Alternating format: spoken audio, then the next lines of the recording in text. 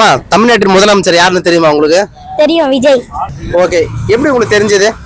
ஒரு ஆக்டரா தெரியும். ஒரு ஆக்டரா தெரியும். அப்ப தமிழ்நாட்டின் முதலமைச்சரா தெரியாதுன்றீங்களா? முதல்ல அவர் ஆக்டரா இருந்து தானே இந்த முதலமைச்சர் ஆனாரு. ஓகே, இப்ப அவருடைய அரசியல் களங்கள் எப்படி இருக்கு? ஃபர்ஸ்ட் இந்த இருக்கு இப்ப ரொம்ப இம்ப்ரூவ் ஆயிருக்கு. என்னென்ன இம்ப்ரூவ் ஆயிருக்கு? முதல்ல பெண்களுக்கு வந்து அவ்வளோ இது சேஃப்டி இல்லை. இப்போ வந்து அதிக சேஃப்டி வந்திருக்கு. இப்போ வந்து ஒயின் ஷாப்லாம் அதிகமாக க்ளோஸ் பண்ணுறது, இந்த மாதிரி இதெல்லாம் எனக்கு ரொம்ப பிடிச்சிருக்கு. இப்போ கூட வர வழியில் கூட ஒரு மேரேஜில் விஜய் ஃபோட்டோ போட்டு இருந்தாங்க. விஜய் அவர்கள் ஃபோட்டோ போட்டு இருந்தாங்க. அது விஜய் வந்து கட்சிக்கு இது ஜெயிக்கிறதுக்கு முன்னாடி நான் வந்து அவர் அண்ணனா நான் எல்லாமே பண்ணுவேன், ரிங்ல இருந்து எல்லா இதுவும் பண்ணுவேன்னு சொல்லிட்டு சப்போர்ட்டிங்கா பண்ணாரு. அந்த மாதிரி நிறைய திங்ஸ், அதே மாதிரி எல்லாம் நிறைய ஹெல்ப் பண்ணுவாரு. ஓகே, இப்ப யாருன்னா காசு கேட்டாங்கன்னாக்கா என் பேரை சொல்லுங்க அப்படின்னு சொல்லியிருக்காரு. அந்த வீடியோ பாத்தீங்களா? லஞ்சம் கேட்டாங்கன்னா என் பேரை சொல்லுங்கன்னு சொன்னாரு, பாத்தீங்களா? அது நான் பார்க்கல. கேள்விப்பட்டீங்களா? அது எப்படி இருக்கு தமிழ் முதலமைச்சரா சொல்லும் போது? அது ஒரு மாதிரி இது வரைக்கும் அது மாதிரி யாரும் சொன்னதில்ல. அந்த மாதிரி சொல்றது வந்து மக்களுக்கு வந்து ஒரு என்கரேஜிங்கா இருக்கு, சப்போர்ட்டிங்கா இருக்கு. விஜய் வரும் பாத்தீங்கன்னா வீடியோ பாக்குறாரு, அவருக்கு எதனா சொல்லணும், என்ன சொல்லுவீங்க? எனக்கு பார்க்கணும்னு ஆசை. அதே மாதிரி பார்த்தேன்னா நான் அதிகமா ஹெல்ப் கேட்பேன்.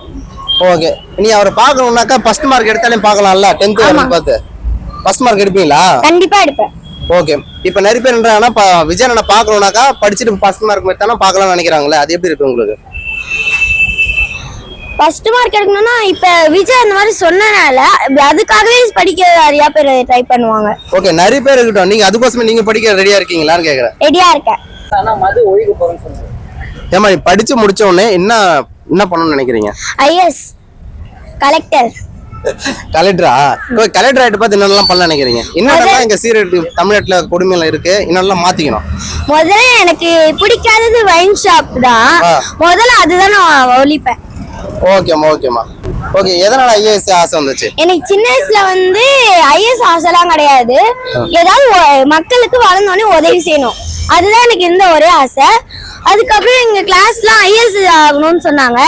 அப்பதான் எனக்கு இது இதுவாச்சு, நம்ம நல்லா இதுவானாதான் முதல்ல இதுவா எல்லாருக்கும் ஹெல்ப் செய்ய முடியும். அப்பதான் கலெக்டர் ஆகணும்னு ஒரு ஆசை வந்துச்சு. நான் விஜயோட ஆட்சி 70 நாள் ஆயிடுச்சு, அவர் செயல்பாடு எப்படி இருக்கு? நல்லா சூப்பரா இருக்கு. ஸோ இதுக்கு முன்னாடி வந்த திமுக ஆட்சியை விட இந்த ஆட்சி நல்லா தான் இருக்கு. ஓகே, அண்ணாமலை வந்து அடுத்த இது வந்து நாங்க தான் அப்படின்ற மாதிரி அவர் இதுல மேடையில பேசியிருக்காரு மாநாட்டுல, அந்த இது போடும் போது அது எப்படி பாக்குறீங்க? மாநாட்டில் அவர் என்ன பேசினார்னா, தமிழக வெற்றி கழகத்துக்கு ஸோ அதிக குறைச்சல் கொடுக்க மாட்டேன், ஸோ நல்லா ஆட்சி பண்ணிட்டு இருக்காங்க, அதனால 2031 தேர்தல் வரட்டும், அப்போ நம்ம சந்திச்சு ஸோ விஜய் அண்ணா என்ன பண்றாரோ ஸோ மக்களுக்கு எதிர்ப்பா எதனா கொண்டு வந்தாருன்னா அது அப்போ நம்ம பேசலாம்னு நினைச்சிட்டு எதிர்பார்த்துன்னு இருக்காரு.